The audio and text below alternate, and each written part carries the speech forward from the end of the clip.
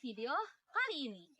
Nah, kali ini kami kelompok 6 akan menjelaskan tentang dokumen-dokumen logistik. Mari simak penjelasan berikut ini. Baik, dokumen yang pertama yaitu Bill of Lading. Apa itu Bill of Lading? Bill of Lading atau BOL adalah dokumen resmi yang dikeluarkan oleh perusahaan transportasi kepada pengirim. Dokumen ini merinci jenis, jumlah, dan tujuan barang yang diangkut. Bill of Lading juga berfungsi sebagai tanda terima pengiriman saat pengangkut mengirimkan barang ke tujuan yang telah ditentukan sebelumnya. Dokumen ini harus disertakan dengan produk yang dikirim. Apapun bentuk transportasinya, dokumen ini harus ditandatangani oleh perwakilan resmi dari pengangkut, pengirim, dan penerima.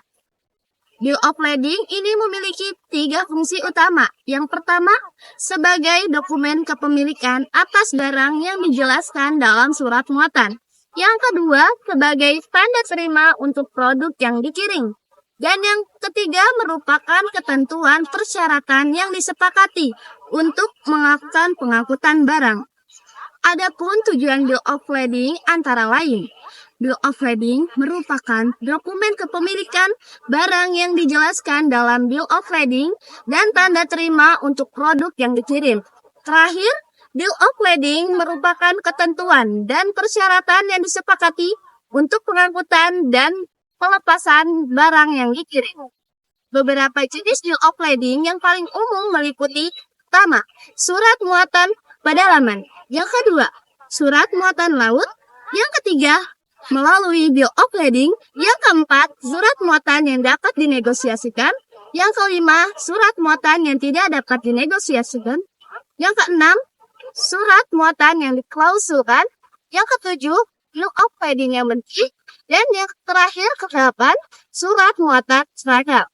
Seperti contoh dokumen di samping, Bill of Lading mencantumkan nama dan alamat pengirim atau konsinyur dan penerima konsigni, serta tanggal pengirim, kuantitas, berat pasti, nilai, dan klasifikasi muatan. Bill of Lading juga harus mencantumkan deskripsi lengkap barang, termasuk apakah barang tersebut tergolong berbahaya, serta jenis kemasan yang digunakan, instruksi khusus untuk pengangkut, dan nomor pelacakan pesanan khusus. Dokumen yang kedua yaitu RO. RO singkatan dari Release Order. Dokumen RO adalah sebuah dokumen yang memiliki peran penting dalam dunia logistik dan pengiriman barang.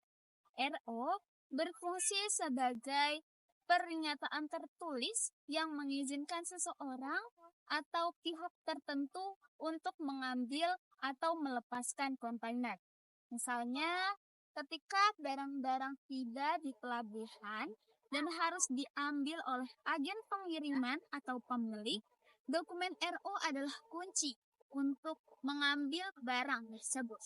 Dalam merilis order, ada beberapa informasi kunci yang harus ada. Yang pertama yaitu barcode. Barcode RO adalah elemen penting yang memastikan identifikasi yang akurat. Ketika kontainer berada di depo, barcode ini akan di-scan untuk proses pemilihan kontainer. Yang kedua yaitu nomor RO. Nomor resi RO adalah identifikasi unik untuk setiap dokumen. Ini membantu dalam pelacakan dan rekam jejak dokumen. Yang ketiga yaitu ada depo. Depo adalah tempat penyimpanan kontainer kosong. RO memberikan informasi tentang lokasi ini. Keempat, ada layanan. Informasi tentang asal dan kontainer silakan dalam RO. Hal ini membantu dalam mengkoordinasikan pengiriman. Yang kelima, kapal atau pelayaran. RO juga mencakup rincian tentang kapal yang akan mengirimkan kontainer dari asal ke tujuan. Informasi ini adalah bagian penting dalam perencanaan pengiriman. RO membawa manfaat besar dalam memastikan kelancaran dan keandalan pengiriman barang serta memberikan legitimasi dalam proses. Baik, selanjutnya yaitu dokumen yang ketiga, dokumen berita acara serah terima atau bisa disebut dengan BAS. Teman-teman semua, ada yang tahu berita acara serah terima itu apa? Berita acara serah terima adalah sebuah dokumen legal yang dibuat untuk mencatat proses serah terima transaksi jual beli, sewa menyewa, atau pemberian barang atau jasa secara sukarela. Lalu, berita acara serah terima memiliki fungsi penting sebagai bukti bahwa barang atau jasa telah diterima oleh pihak penerima dengan kondisi yang baik dan sesuai dengan perjanjian. Dokumen ini dapat menjadi bukti hukum yang sah jika terjadi perselisihan di kemudian hari. Di samping merupakan contoh formal berita acara serah terima. Format penulisan berita acara serah terima meliputi tanggal dan tempat serah terima. Yang kedua, nama dan alamat kedua belah pihak. Yang ketiga, jenis dan jumlah barang atau jasa yang diserahkan. Yang keempat, kondisi barang atau jasa yang diserahkan. Yang kelima, harga atau biaya barang. Yang keempat, surat perintah muat adalah dokumen yang dikeluarkan oleh pengirim kepada operator transportasi. Berisi instruksi untuk memuat barang ke dalam sarana angkut. Dokumen ini memastikan bahwa barang yang dikirim sesuai dengan jadwal dan rute yang telah ditentukan. Lalu, surat perintah muat memiliki fungsi yaitu sebagai berikut.